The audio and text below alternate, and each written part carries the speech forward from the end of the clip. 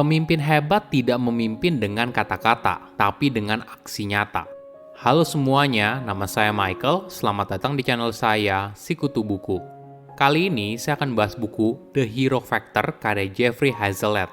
Sebelum kita mulai, buat kalian yang mau support channel ini agar terus berkarya, caranya gampang banget. Kalian cukup klik subscribe dan nyalakan loncengnya.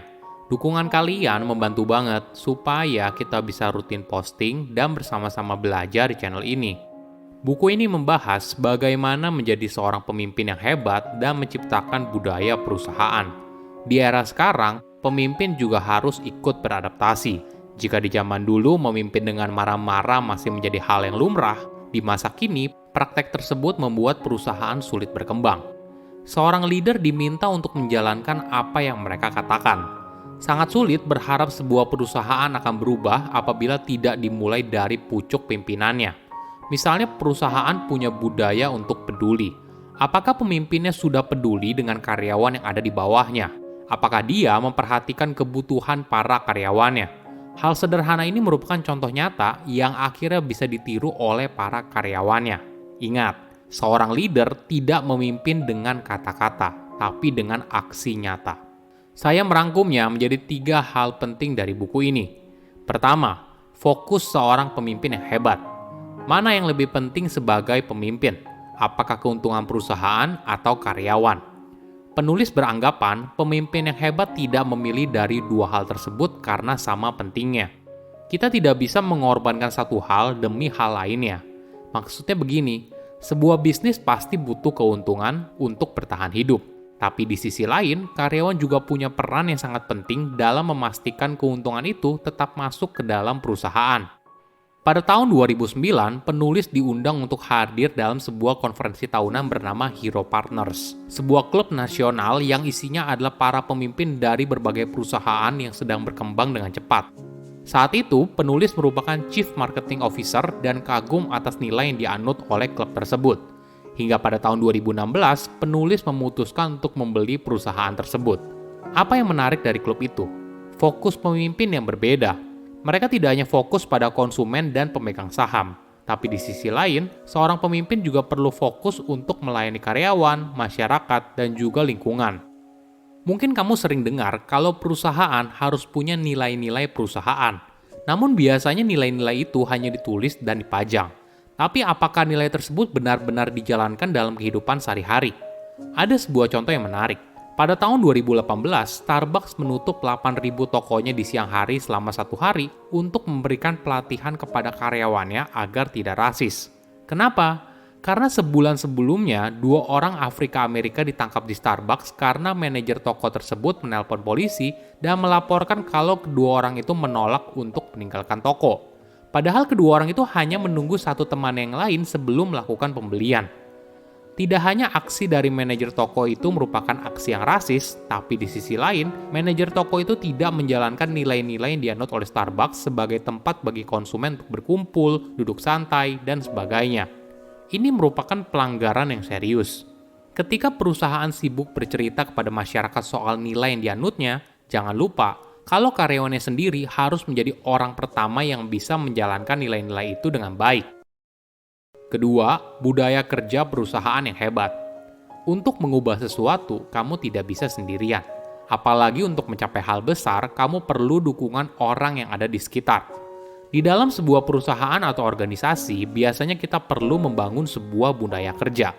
Hal ini biasanya mengacu pada sikap dan perilaku perusahaan dan juga karyawannya. Kamu bisa melihat budaya perusahaan dari cara karyawan dalam organisasi berinteraksi satu sama lain, nilai yang mereka anut, dan keputusan yang mereka buat. Mungkin ada anggapan kalau budaya kerja yang sukses itu isinya karyawan yang bersemangat, bekerja dalam waktu yang panjang, dan punya hubungan yang baik antar sesama karyawan. Namun sebenarnya, budaya perusahaan yang hebat itu bisa terlihat dari aksi nyata yang sederhana. Ada contoh yang menarik.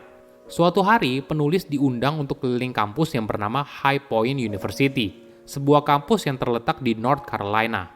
Hingga tahun 2005, kampus ini kesulitan untuk menarik mahasiswa baru, mencari pendanaan, dan sebagainya. Namun semua berubah ketika pemimpin puncaknya diganti. Dalam beberapa tahun, pemimpin baru itu berhasil meningkatkan jumlah mahasiswa menjadi 4 kali lipat. Dari hanya 1.450 siswa menjadi lebih dari 4.000 siswa. Ini merupakan satu dari banyak perubahan lain yang terjadi dalam kampus tersebut. Namun semua ini hanyalah pencapaian dalam bentuk angka. Hal yang paling berkesan saat kunjungan penulis ternyata jauh sederhana. Momen itu terjadi saat wakil presiden kampus berhenti sebentar untuk mengambil bungkus permen yang ada di lantai.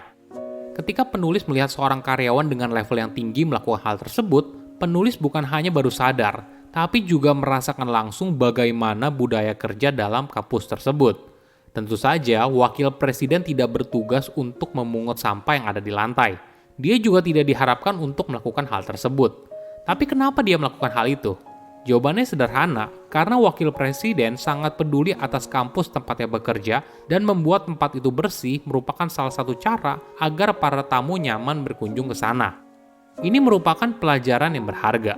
Kadang sebuah budaya perusahaan bukanlah sebuah aksi nyata yang besar, namun bisa dilihat dari hal kecil. Ketika kamu datang ke sebuah perusahaan, kamu bisa melihat bagaimana interaksi antar karyawannya atau bahkan perilaku yang dilakukan oleh para pemimpin di sana sebagai gambaran dari budaya kerja perusahaan.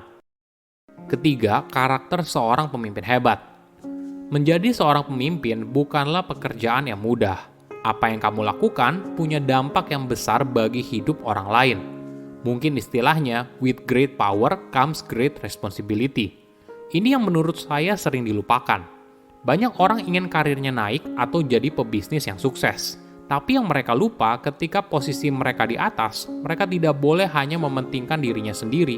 Namun di sisi lain, mereka juga harus ingat ada orang lain yang membantu mereka mencapai posisi tersebut. Ada sebuah kisah pemimpin yang hebat. Pada tahun 1989, seorang pengusaha bernama Rob Ryan mendirikan sebuah perusahaan yang menjual peralatan komunikasi bernama Ascent Communication. Tanpa disangka, dalam waktu 10 tahun, Rob berhasil menjual perusahaannya dengan angka yang fantastis, yaitu 280 triliun rupiah. Menariknya, hidup Rob tidak berubah total. Dia masih makan siang di tempat yang sama, naik mobil yang sama. Perubahan besarnya ada pada orang di sekitarnya. Rob membuat mereka jadi miliarder. Ketika Rob menjual perusahaannya, dia memastikan karyawan yang membantu perusahaan dari awal mendapat balasan yang setimpal. Rob menyisihkan 28 triliun untuk dibagikan kepada para karyawannya. Bukan hanya bagi karyawan level tinggi seperti direktur, tapi juga bagi karyawan biasa seperti sekretarisnya atau bahkan petugas pembersih di kantor. Ini adalah cara Rob membalas budi baik para karyawannya. Ingat, posisi seorang leader tidak hanya dicapai berkat usaha kerasnya sendiri, tapi juga bantuan dari lingkungan sekitar. Fokusnya bukan pada Superman, tapi pada super team. Oke, apa kesimpulannya? Pertama, memilih antara profit dan karyawan. Pemimpin yang hebat tidak memilih dari dua hal tersebut karena sama pentingnya. Kita tidak bisa mengorbankan satu hal demi hal lainnya.